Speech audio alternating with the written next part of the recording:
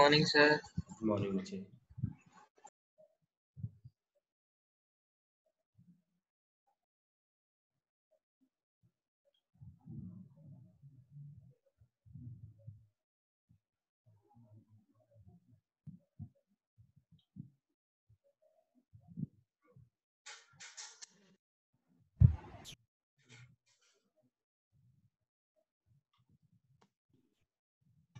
Good morning, sir. Morning बच्चे। Good morning, sir.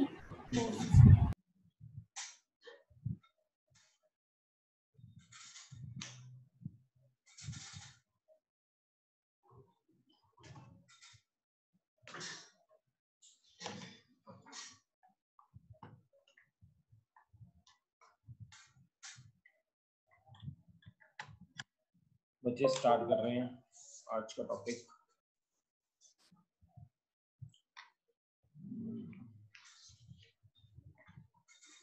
हमारा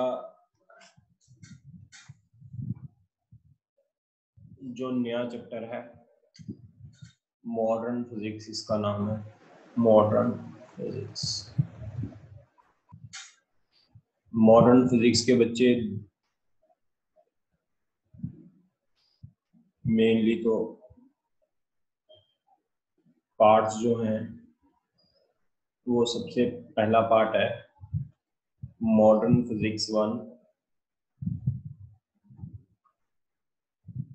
दूसरा पार्ट है मॉडर्न फिजिक्स 2।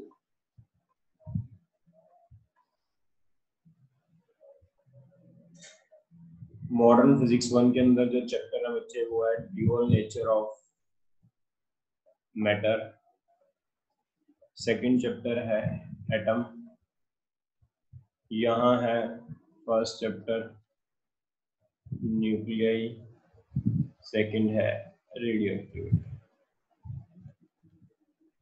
ये हार्डली हर एक चैप्टर 3 से ज्यादा दिन नहीं लेगा, 3 lecture for each topic,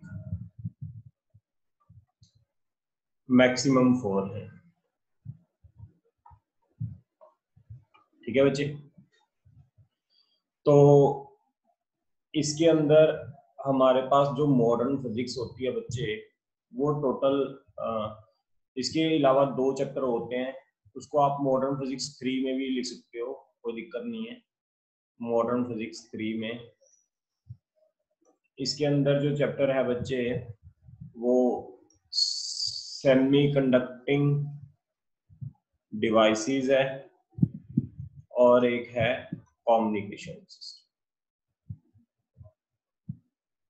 communication system. तो ये टोटल जो होती है आपकी मिनिमम मार्क्स इसके हैं 22। मिनिमम मार्क्स है बच्चे 22 इसके। 3 days फॉर ईच टॉपिक। आप देख लो कितने दिन लगते हैं, 3, 6, 9, 12, 15, 18, यानी एक मंथ में हमारी ये तीनों पार्ट कंप्लीट हो जाएंगे। Maximum to maximum 1 month. ये 1 मंथ सिलेबस है बच्चे। इससे हमारी टोटल फिजिक्स खत्म हो जाएगी एक लाइट चैप्टर को छोड़ के।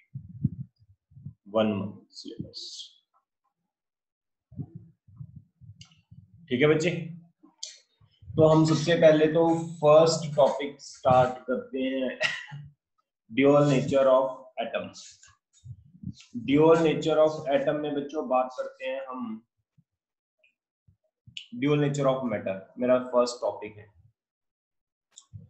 इसको समझने से पहले ड्यूअल नेचर ऑफ मैटर का मतलब होता है मैटर की 2 तरह की नेचर होती है, एक पार्टिकल और एक वेव। तो बच्चे इस चैप्टर को समझने के लिए हम सबसे पहले तो नेचर ऑफ लाइट की बात करते हैं। नेचर ऑफ लाइट, लाइट की क्या नेचर होती है पता है किसी को? हाँ जी बच्चों, किसी को लाइट की नेचर के बारे में पता है क्या होती है? Light behaves both as ray and it also have like particle form, small particles, photon. Yes बच्चे, वेरी गुड। कहता पहली बात तो नेचर ऑफ लाइट का मतलब होता है कि हमारे पास लाइट एग्जैक्टली किससे मिलके बनी होती है, किस तरह लाइट बिहेव करती है, राइट। बेसिकली हम बोलते हैं लाइट फोटोन से मिलकर बनी होती है, ये थोड़ी सी बाद की बात है। नेचर ऑफ लाइट का मतलब what exactly from the light is made up of, right. How light made और हाउ द लाइट बिहेव्स, इसके बारे में पढ़ना, that is called nature of light. अब इसके लिए बच्चे डिफरेंट डिफरेंट साइंटिस्ट आए थे, उन्होंने अपनी डिफरेंट डिफरेंट थ्योरी दी। सबसे पहला साइंटिस्ट जो आया that is called Newton corpuscular theory. Newton corpuscular theory. बच्चे न्यूटन ने लाइट के बारे में क्या बताया था? अच्छा, एक आपका होमवर्क है, आपने ना लाइट के बारे में पढ़ना है, लाइट की थ्योरी के बारे में पढ़ना है गूगल से, प्लस एक थ्योरी ऑफ रिलेटिविटी के बारे में पढ़ना है। Theory of relativity extra activity है ये, it is not in your syllabus but it is extra activity to create interest in physics, right बच्चों। थ्योरी ऑफ रिलेटिविटी का मतलब किसी को पता है यहाँ पर कोई बच्चा हो जो एक्स्ट्रा बुक्स वगैरह पढ़ता हो, एक्स्ट्रा नॉलेज साइंस में हो, उसे इंटरेस्ट हो, है किसी कोई बच्चा? What is theory of relativity? अब बच्चे ना हमारी कंप्लीट थ्योरी होगी, 90% 80% तो थ्योरी होगी, 20% हमारे न्यूमेरिकल्स होंगे। तो थ्योरी में हम चीजें सीखेंगे, मैं आपको टॉपिक भी दिया करूंगा सो दैट आपका इन चीजों में इंटरेस्ट आए, साइंस में इंटरेस्ट आए, ठीक है। तो ये चीजें भी हम पढ़ेंगे। तो सबसे पहले तो मुझे, आपने ये सारी पढ़नी है, ये आपका होमवर्क है, इसको साइड पे लिख लो होमवर्क। सभी से ये पूछेंगे थ्योरी ऑफ लाइट के बारे में, थ्योरी ऑफ रिलेटिविटी के बारे में, अपने अपने व्यूज देने हैं कल। आज मैं पढ़ा रहा हूँ थ्योरी ऑफ लाइट क्या है, लेकिन आपने और अच्छा पढ़ना है। मैं तो बहुत शॉर्टकट पढ़ा रहा हूँ, लेकिन आपने डिटेल में पढ़ना है लाइट की थ्योरी के बारे में। मैं आपको एक हिंट दे रहा हूँ। हाँ जी, सबसे पहले न्यूटन आया, न्यूटन ने लाइट के बारे में बताया। बच्चे न्यूटन ने लाइट के बारे में ये कहा, लाइट एक छोटे छोटे पार्टिकल से मिलकर बनी होती है, जिनको हम, जो ये छोटे छोटे पार्टिकल्स होते हैं वो सेल्स की तरह होते हैं, जो बॉडी के अंदर हमारे रेड ब्लड सेल्स होते हैं ना बच्चे, उसकी तरह होते हैं। तो इसलिए जो ये न्यूटन की थ्योरी है, इसको न्यूटन कॉर्पस्कुलर थ्योरी बोला जाता है। एक मिनट बच्चे, तो इसको Newton,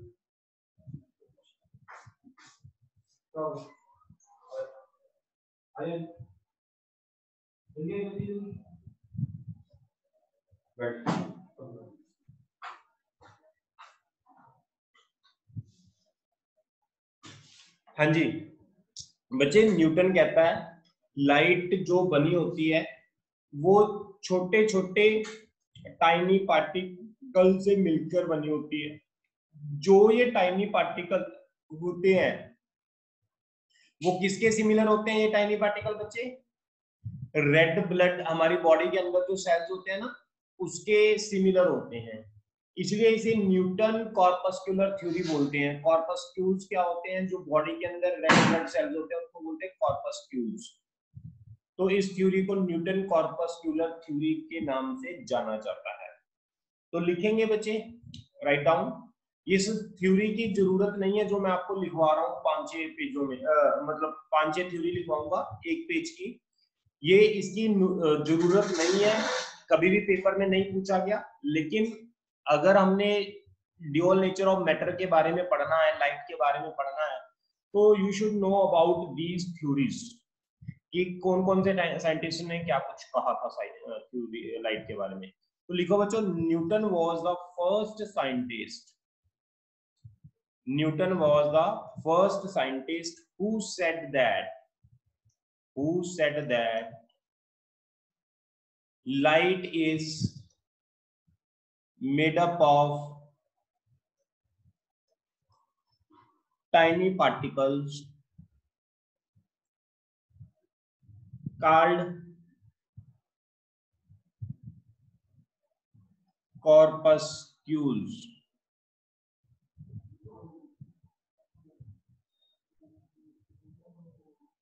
Corpuscles which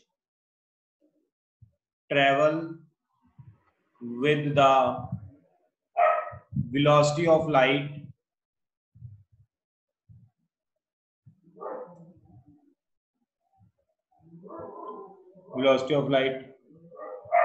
so according to Newton light is a particle. ठीक बच्चों, ये फर्स्ट वाला नोट कर लो, जल्दी से नोट करना फर्स्ट वाला।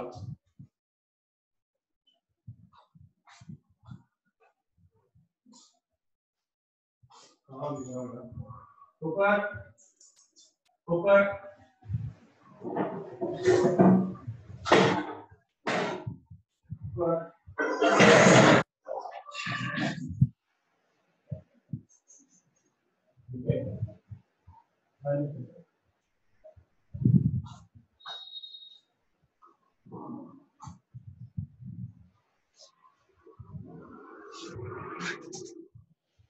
हाँ जी बच्चों, मैं इसको रब कर रहा हूं।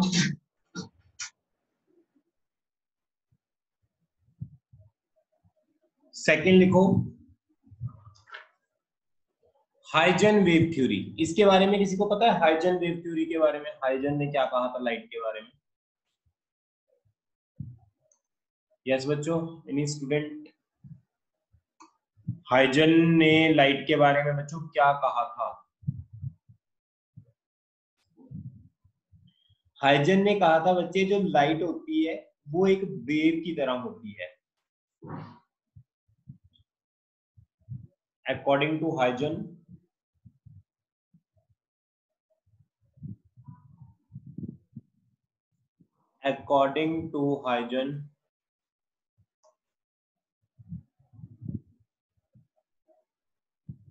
light is not a particle but it is a wave. Huygens ने लाइट के बारे में बच्चे क्या कहा? लाइट जो है वो एक पार्टिकल नहीं है, वो क्या होती है? एक वेव होती है। ये हाइजन टोटली डिफरेंट आइडिया से इसने बताया कि न्यूटन ने तो बताया था लाइट पार्टिकल है, लेकिन हाइजन एक साइंटिस्ट था जिसने बताया लाइट क्या है? एक वेव है। इसके बाद बच्चे आया Maxwell. Maxwell electromagnetic wave theory. इसने भी लाइट की कौन सी नेचर को सपोर्ट किया? Support wave nature of light. इसने भी लाइट की वेव नेचर को ही सपोर्ट किया। तो इसके बाद लोग क्या हुआ बच्चे? लोगों ने मानना शुरू कर दिया कि लाइट एक वेव की तरह ही होती है। इसके बाद आया Max Planck quantum theory.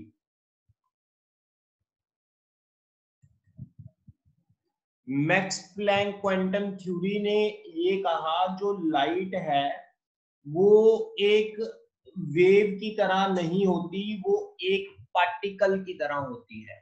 Sports wave particle nature of light.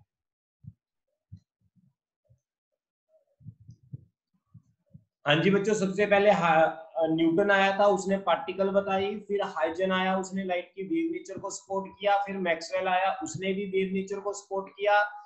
लेकिन जो support particle nature of light, फिर जो मैक्स प्लैंक क्वांटम थ्योरी आई उसने लाइट की पार्टिकल नेचर को सपोर्ट किया। इसके बाद बच्चे ये बहुत ज्यादा कंफ्यूजन हो गई। कुछ साइंटिस्ट बोल रहे थे लाइट पार्टिकल की तरह एक्ट करती है। मेनली न्यूटन और मैक्स प्लैंक ने कहा लाइट किसकी तरह एक्ट करती है? पार्टिकल की तरह एक्ट करती है। और हाइजन और बच्चे मैक्सवेल ने कहा लाइट किसकी तरह एक्ट करती है? एक वेव की तरह एक्ट करती है। तो ये अपने टाइम पर ये साइंटिस्ट बहुत बड़े साइंटिस्ट थे, तो ये दो कह रहे थे पार्टिकल की तरह और ये कह रहे थे वेव की तरह। इसके अलावा कुछ और साइंटिस्ट भी थे, तो मैंने आपको मेन बताए हैं कि कुछ साइंटिस्ट कह रहे थे लाइट पार्टिकल की तरह एक्ट करती है, कुछ साइंटिस्ट कह रहे थे लाइट वेव की तरह एक्ट करती है। तो it was a great confusion कि लाइट की नेचर क्या है, पार्टिकल नेचर है या वेव नेचर है। तो इसके बाद एक न्यू साइंटिस्ट डी ब्रॉगली आया, इसने इस कंफ्यूजन को दूर किया बच्चे। इसने कहा लाइट जो है वो एक पार्टिकल की तरह भी एक्ट करती है और एक वेव की तरह भी एक्ट करती है। Support both nature of light, support both nature of light, particle as well as wave. इसने कहा लाइट पार्टिकल की तरह भी एक्ट करती है, ये पार्टिकल और वेव की तरह भी एक्ट करती है। बेसिकली तो ये डी ब्रोगली ये कहता था अगर लाइट चलती है तो वो वेव की तरह एक्ट करती है, अगर वो किसी से टकराती है तो पार्टिकल की तरह एक्ट करती है। तो ये बेसिकली कहना चाहता था यानी उसकी दोनों ही नेचर होती हैं। अगर लाइट चल रही है तो उसके साथ उसकी पार्टिकल नेचर भी साथ साथ चल रही है। अगर लाइट चल रही है वेव नेचर है तो उसके साथ उसकी पार्टिकल नेचर भी साथ साथ चीज चल रही है, वो पार्टिकल की फॉर्म में चल रहा है। क्लियर बच्चों? तो अब हम डी ब्रोगली हाइपोथेसिस लिखेंगे। तो यहां तक तो थ्योरी थी ओवरऑल, बस जस्ट समझने के लिए आपने नोट डाउन करनी है तो लिख सकते हो, ये हल्का सा लिख सकते हो। सो आगे आप कंटिन्यू कर पाओ डी ब्रोगली से। यहां से हमने कंटिन्यू करना है, ये आपको समझने के लिए था। अब एग्जाम में डी ब्रोगली के बारे में पूछा जाता है, मैक्सवेल के बारे में नहीं पूछा जाता, हाइजन के बारे में नहीं पूछा जाता, न्यूटन के बारे में नहीं पूछा जाता, ओनली डी ब्रोगली के बारे में पूछा जाता है। डी ब्रोगली ने लाइट की कौन सी नेचर को सपोर्ट किया, क्या उसका हाइपोथेसिस था। तो वही हम बच्चों डिस्कस करने जा रहे हैं। अब स्टार्ट कर रहा हूं मैं, इसको रब कर रहा हूं बच्चों। De Broglie hypothesis, de Broglie hypothesis, ये हमारा आज का टॉपिक है बच्चे। सबसे पहला important topic of this chapter, it supports dual nature of light,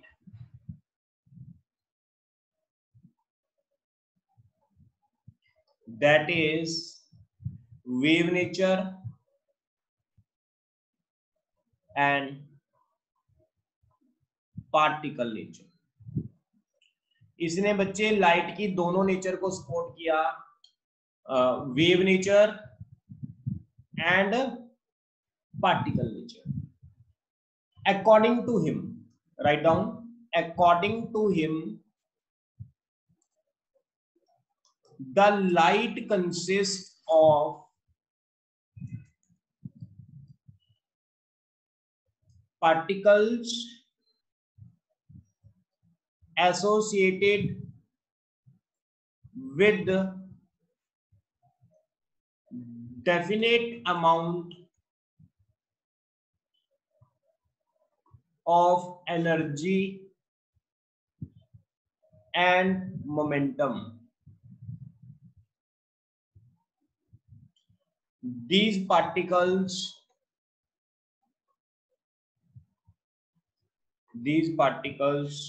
were later named as photons। इसको बाद में क्या बोला गया बच्चों? फोटॉन्स बोला गया। यानी कहता है जिस पार्टिकल का हम मोमेंटम लिखते हैं, एनर्जी लिखते हैं, उनको हम क्या बोलते हैं बच्चे? फोटॉन्स। यानी लाइट एक फोटॉन से मिलकर बनी होती है। मोमेंटम, फोटॉन का मोमेंटम होता है lambda is h upon lambda. h होता है बच्चे प्लैंक कांस्टेंट, और ये मोमेंटम होता है एनर्जी। जो फोटॉन के पास बच्चे एनर्जी होती है वो होती है h न्यू होती है एनर्जी।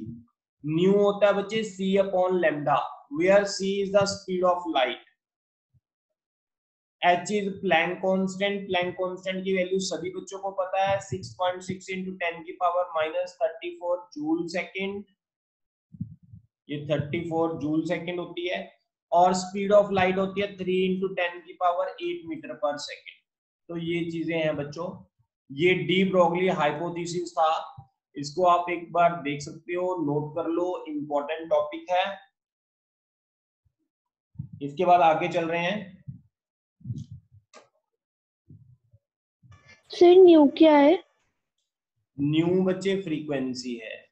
Okay sir. न्यू कहाँ लिखा, ये रहा न्यू फ्रीक्वेंसी, इसको एफ से लिख लो आप, अगर आपको न्यू से दिक्कत आती है एफ से लिख लो। सर एच की वैल्यू, एच की यूनिट जूल पर सेकंड है। एक बार देख लेते हैं, E is equal to H nu, energy की यूनिट क्या होती है जूल, एच फ्रीक्वेंसी की क्या होती है बच्चे, सी अपॉन लैम्डा लिख लेते हैं इसको, सी की क्या होती है मीटर पर सेकंड, लैम्डा होती है मीटर, मीटर से मीटर कट गया, एच हो गया जूल पर सेकंड होगी ना, है ना, ये होगी बच्चे, yes sir. Joule per second होनी चाहिए, देख लो यही है जूल पर सेकंड।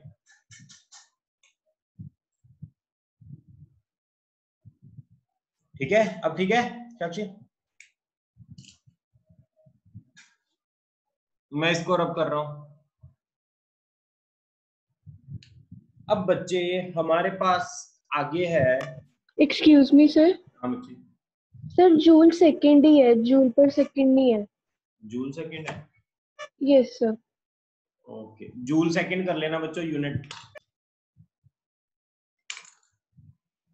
कैसे गलत कैसे होगी तेरा, E is equal to H C upon lambda, E की होती है जूल, H की निकालनी है मीटर पर सेकंड अपॉन मीटर, अच्छा पर सेकंड था, H अपॉन सेकंड, तो H की यूनिट जूल सेकंड आई, यस बच्चों जूल सेकंड होगी।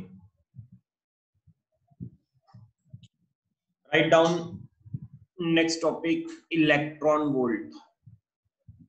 इलेक्ट्रॉन वोल्ट क्या होता है, ये 1 मार्क की डेफिनेशन आ सकती है बच्चे पेपर में, इलेक्ट्रॉन वोल्ट क्या होता है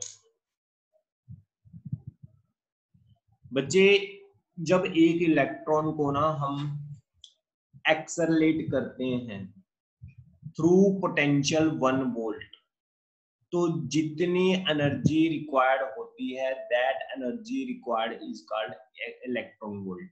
यानी कहने का मतलब एक इलेक्ट्रॉन को 1 पोटेंशियल पर हमने एक्सेलरेट करना है, 1 इलेक्ट्रॉन वोल्ट, ये एनर्जी होगी ना, चार्ज इनटू पोटेंशियल बच्चे एनर्जी होती है, आपको पता है चार्ज इनटू पोटेंशियल एनर्जी होती है, यानी E की वैल्यू कितनी होती है बच्चे 1.6 इंटू 10 की पावर माइनस 19, एनर्जी की फॉर्म में लिखना है तो जूल, तो 1 इलेक्ट्रॉन वोल्ट कितना होता है 1.6 इंटू 10 की पावर माइनस 19 जूल, तो लिखो it is the energy gained by an electron when it is accelerated at a potential difference 1 volt.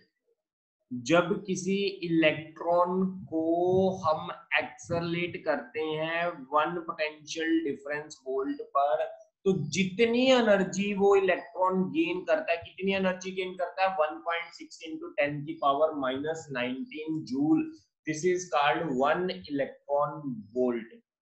बच्चों एनर्जी का फॉर्मूला आपको पता है, H is equal to C upon lambda होता है, H की वैल्यू होती है 6.6 इंटू 10 की पावर माइनस 34, C की वैल्यू होती है 3 इंटू 10 की power 8, wavelength as it is, E की वैल्यू आ जाएगी बच्चों हमारे पास, जब इसको सॉल्व करेंगे, मैं इसको ना एनर्जी को, ये एनर्जी बच्चे जूल में है, मैं इसको इलेक्ट्रॉन वोल्ट में लिखना चाहता हूं, अगर मैं जूल को इलेक्ट्रॉन वोल्ट में कन्वर्ट करना चाहता हूं तो बच्चे क्या आएगा, 1 इलेक्ट्रॉन वोल्ट अपॉन 1.6 इंटू 10 की पावर माइनस 19 आएगा ना बच्चे। जूल, ये जूल में है एनर्जी बच्चे, मैं जूल की जगह इलेक्ट्रॉन वोल्ट में लेकर आना चाहता हूं तो मुझे नीचे किसके साथ मल्टीप्लाई करना पड़ेगा, 1.6 इंटू 10 की पावर माइनस 19 के साथ बच्चे मल्टीप्लाई करना पड़ेगा। तो ये आ जाएगा 12400 लैम्डा इलेक्ट्रॉन वोल्ट। ये जो वेवलेंथ होगी वो एंगस्ट्रॉम में आएगी, एक स्टैंडर्ड रिजल्ट है, आप लिख लो। एनर्जी को अगर बच्चे हमने इलेक्ट्रॉन वोल्ट में लिखना है और वेवलेंथ को एंगस्ट्रॉम में लिखना है तो एनर्जी का फॉर्मूला 12400 होगा। ये एक स्टैंडर्ड रिजल्ट है एनर्जी का। यस बच्चों, किसी को कोई डाउट है तो आप पूछ सकते हो। हाँ जी बच्चों, any doubt? No sir. Note कर लो फटाफट, आगे चलते हैं। इसके बाद इसको रब कर रहा हूं मैं। Properties of photon.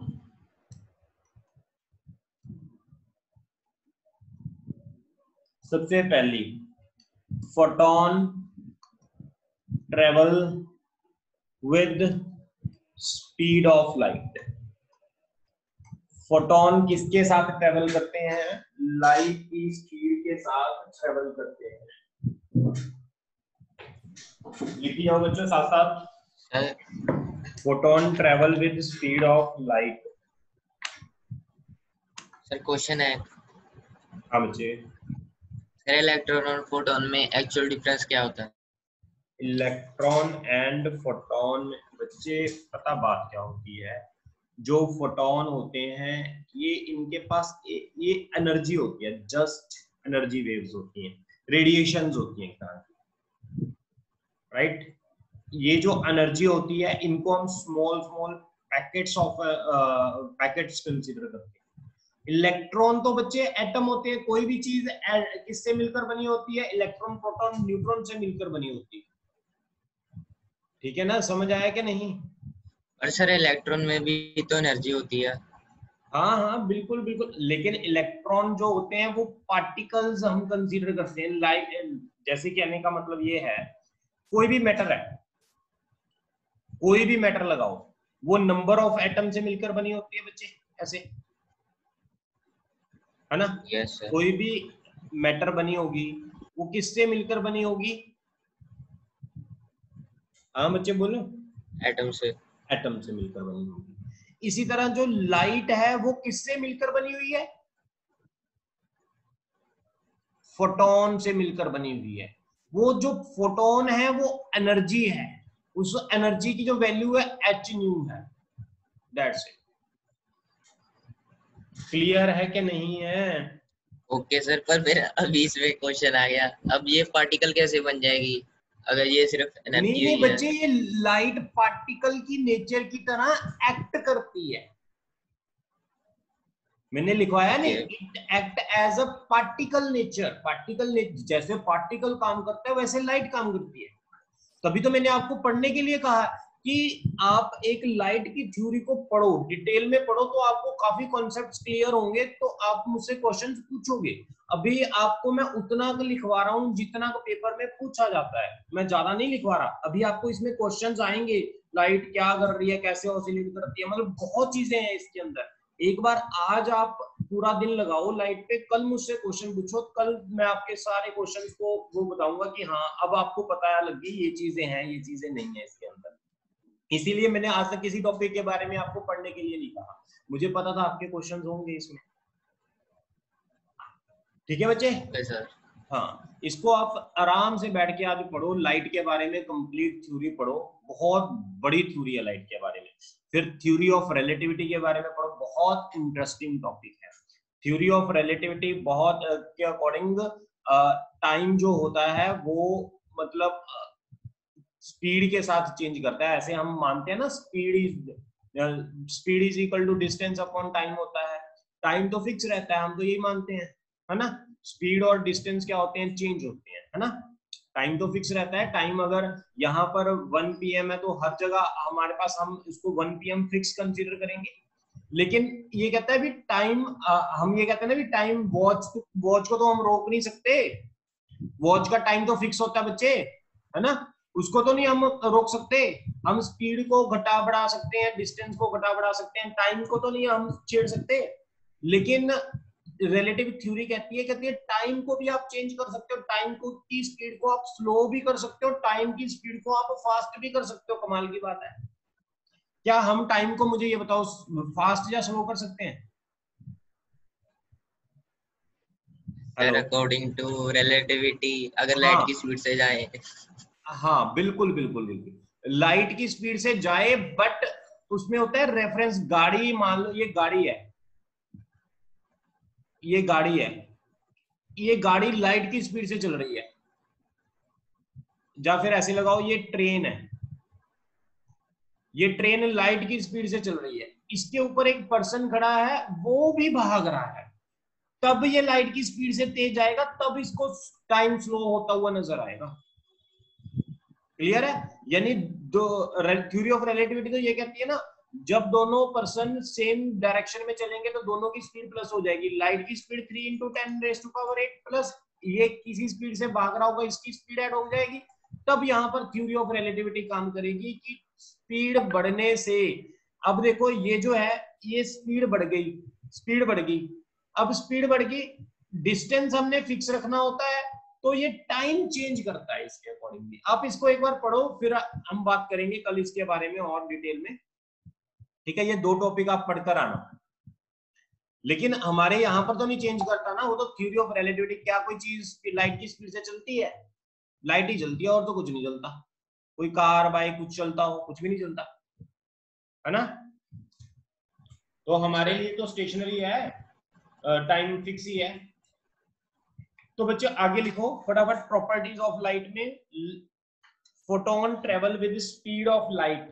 फोटोन जो होते हैं वो लाइट की स्पीड से ट्रेवल करते हैं। लिख लिया ये यहां तक? हाँ जी बच्चों, यहां तक लिख लिया? Yes sir.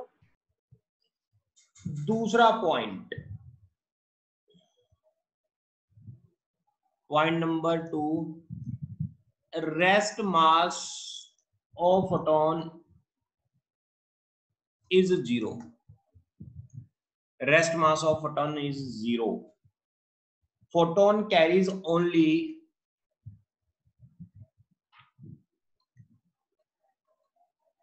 energy and momentum. Photon energy and momentum carry करती है।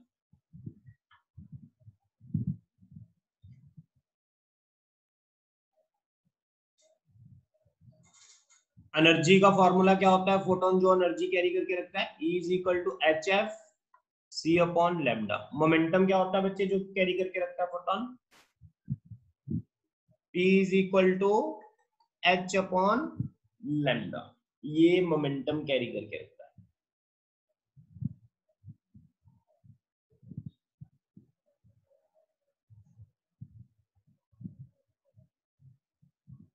किसी को कोई डाउट है यहां तक?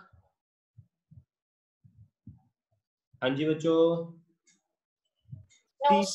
तीसरा पॉइंट बच्चे,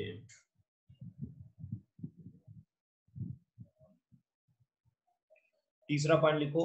the frequency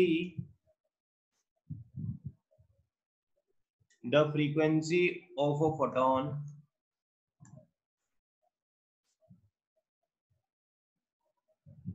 does not change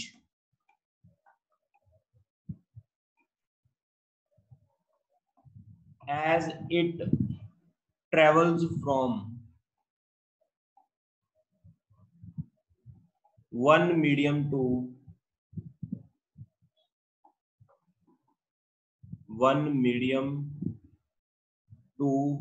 other medium। ये भी बहुत इंपॉर्टेंट है बच्चे। जब कहता है फोटोन, लाइट फोटोन से मिलकर बनी होती है। फोटोन जब एक मीडियम से दूसरे मीडियम में जाता है, जैसे कि ये मीडियम 1 है, ये मीडियम 2 है। मीडियम 1 हम मान लेते हैं वाटर है, मीडियम 2 एयर है।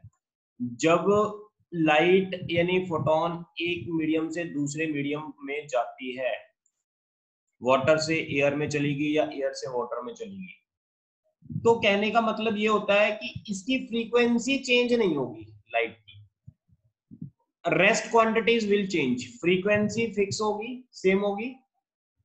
यहां पर अगर फ्रीक्वेंसी एफ है तो यहां पर भी फ्रीक्वेंसी एफ, लेकिन यहाँ वेवलेंथ भी चेंज होगी, यहाँ वेवलेंथ चेंज होगी, यहाँ स्पीड चेंज होगी लाइट की, यहाँ स्पीड चेंज होगी, स्पीड अलग अलग हो जाती है। आपने 10th क्लास में पढ़ा हुआ है, मीडियम चेंज होने से लाइट की स्पीड जो होती है वो चेंज हो जाती है, लाइट की वेवलेंथ चेंज हो जाती है, लेकिन फ्रीक्वेंसी चेंज नहीं होती।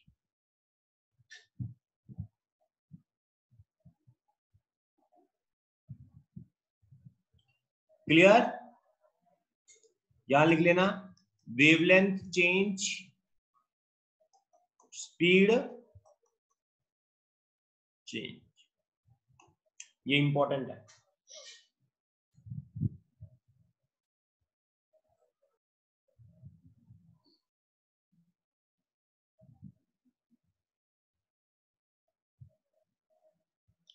चले बच्चे आगे। Yes sir. सर क्वेश्चन है। हाँ बच्चे। सर अगर लैम्बडा चेंज होगा तो फ्रीक्वेंसी क्यों नहीं चेंज होगी? और बच्चे यही तो इसकी खासियत है। स्पीड इज इक्वल टू, मुझे ये बता, मैंने फॉर्मूला बताया था स्पीड का वेवलेंथ के साथ रिलेशन क्या होता था, v इज इक्वल टू, बोल जल्दी, 1/λ। v इज इक्वल टू ना, f is equal to c upon lambda था कि नहीं? बोलो बोलो, फ्रीक्वेंसी का वेवलेंथ के साथ रिलेशन। यहाँ पर इसको स्पीड को मैं v लिख सकता हूँ, कोई दिक्कत तो नहीं है ना, c भी स्पीड होती है, v भी स्पीड होती है। अब कहता जब हम मीडियम चेंज करते हैं तो लैम्डा उस तरह चेंज उस हिसाब से चेंज होता है कि इसकी जो स्पीड है वो चेंज होती है। ये दोनों रेशो इसी हिसाब से चेंज होते हैं कि इनकी फ्रीक्वेंसी कांस्टेंट है। नहीं तो बच्चे कहते हैं सर लैम्डा चेंज हो गया फ्रीक्वेंसी भी चेंज हो जाएगी, नहीं। कहता जब एक मीडियम से दूसरे मीडियम में लाइट जाती है तो लाइट की स्पीड इस हिसाब से चेंज हो जाती है कि लैम्डा भी चेंज उसी रेशियो से होता है, सो दैट दोनों की रेशियो रिमेन कांस्टेंट। बच्चों समझ आया कि नहीं? स्पीड चेंज होने से आपने लाइट की रिफ्रैक्शन के बारे में पढ़ा होगा, जब मैं पढ़ाऊंगा ये बच्चे हम ज्यादा डिस्कस करेंगे, रिफ्रैक्शन ऑफ लाइट में डिस्कस करेंगे, रिफ्रैक्शन ऑफ लाइट में कि लाइट की स्पीड कैसे चेंज होती है। एक वो होता है, एक टर्म होती है रिफ्रैक्टिव इंडेक्स, उसके अंदर हम रिफ्रैक्टिव इंडेक्स की हेल्प से एक्सप्लेन करते हैं how lambda will change when it will move from one medium to other medium। lambda change होता है, म्यू चेंज होता है, म्यू चेंज होने से स्पीड चेंज होती है। ये मैं आपको उस कॉन्सेप्ट में करवाऊंगा, लेकिन अभी आप फिलहाल के लिए इस चीज को लर्न कर लो कि अगर आप लैम्डा चेंज हो रहा है तो लाइट की स्पीड भी उसी रेशियो से चेंज होगी, so that it's frequency remain fix. Frequency कब चेंज होती है बच्चे? जब यहां से लाइट का सोर्स चेंज होगा। फ्रीक्वेंसी तभी चेंज होगी जब लाइट का सोर्स चेंज होगा, अदरवाइज फ्रीक्वेंसी चेंज नहीं होगी। बच्चों मैं इसको रब कर रहा हूं, क्लियर है किरत? Yes sir.